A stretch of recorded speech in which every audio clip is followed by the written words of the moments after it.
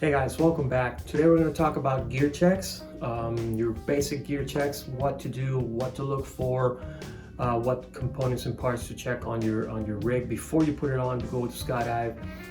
Also, what to check for when packing, and much more. So stick around. All right, here we have full container system that one of our customers has let us use for demonstration purposes. I'm going to start showing you my method to check my gear personally. I'll basically start from back and then go to the front. You can start whatever works best for you. I usually start back to front, so I'll check first. In this case, this is a UPT container, so check my pin. AAD, turn it on. So I start top to bottom. So I check my pin, make sure my loop is not frayed.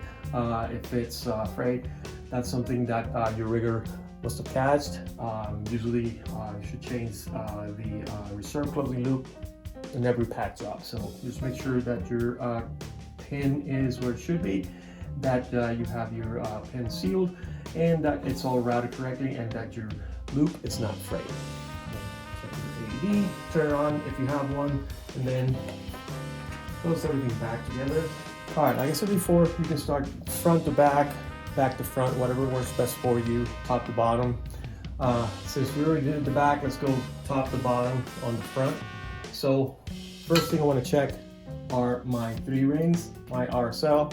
Just make sure that your 3 rings are routed correctly and that the actual cable goes through the loop and everything is routed as it should, and that your RSL is connected to the ring. I've seen a lot of RSLs connected to the main big ring on the harness. Not sure why, but make sure it is connected to the ring on the risers so it can properly function. Then just go down, check your handles, make sure they're in their pockets. If you have a metal D handle, make sure it's right inside the pocket, held by the Velcro. If you have free fly handles, just make sure that it's all straight. Make sure that your cables are not exposed. If you have something like that, just make sure this is not dancing around. Just put it back in and make sure it's there. One of the things I see people or not see people check is the condition of their harness. Your harness in time, I mean, if you get good care of your container, your harness, it's going to last you a long time. But you can also see fraying mostly on the chest strap or the parts that have most friction. So check your chest strap for fraying around the salvage edge. These keepers, if you're missing keepers, we also keep these in stock for 1 inch or 2 inch chest straps. And I'll leave a link in the description where you can find those on our website as well. So if you need replacing, we sell them in packs of 5. Chest strap adapter, just make sure that your container's stitching and everything is not frayed or you have any stitching coming off. Also, leg straps. If you land on your butt constantly, you have some wear on your leg straps.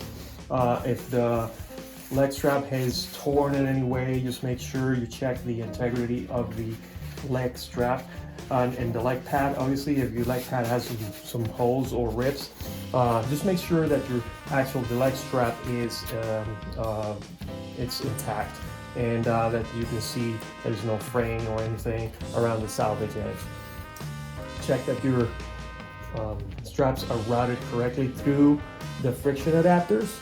Just make sure that is as it should.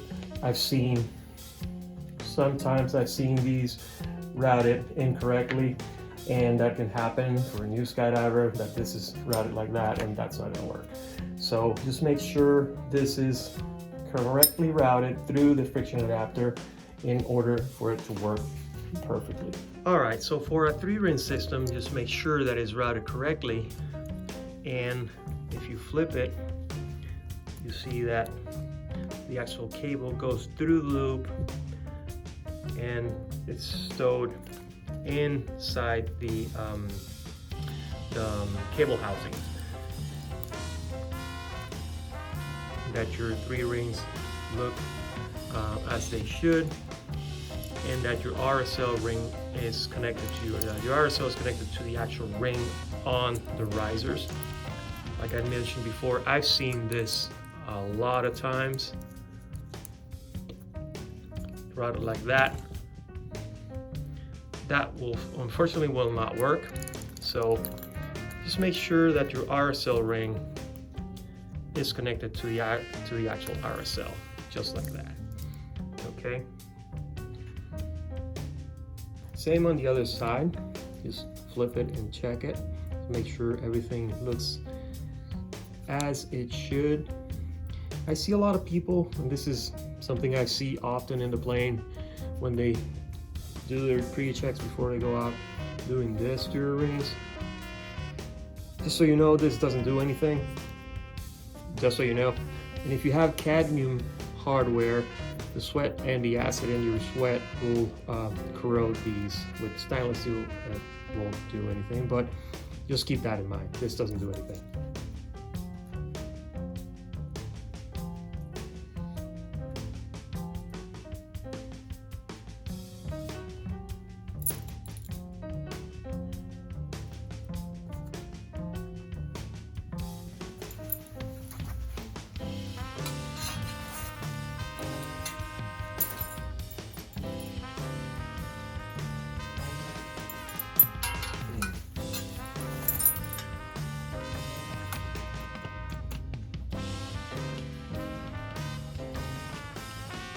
Close up here, you can see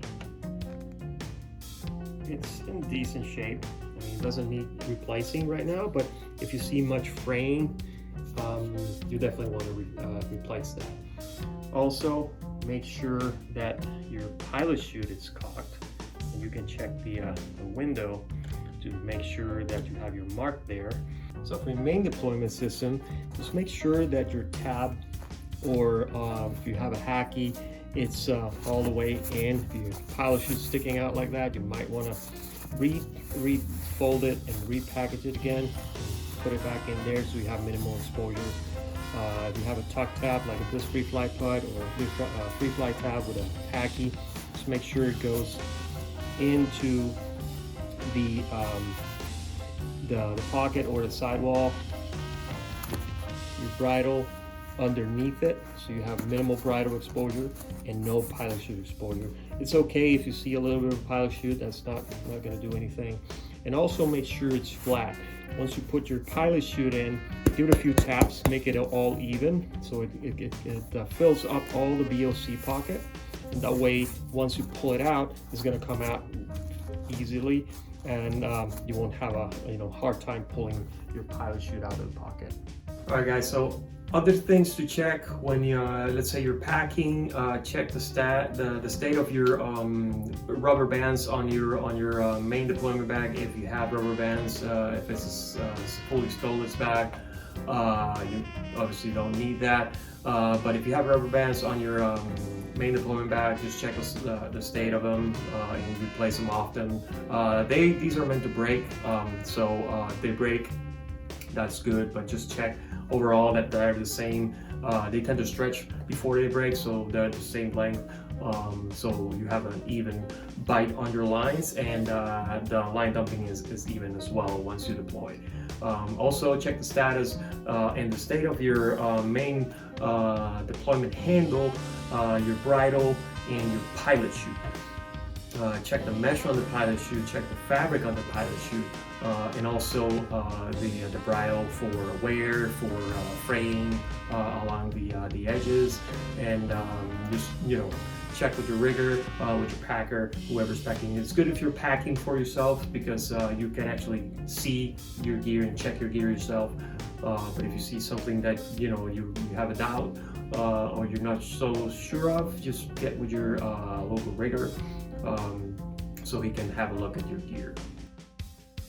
If you like this video, please hit the like button, subscribe, and hit the bell to get our latest notifications. Thank you for watching, and I'll see you in the next one.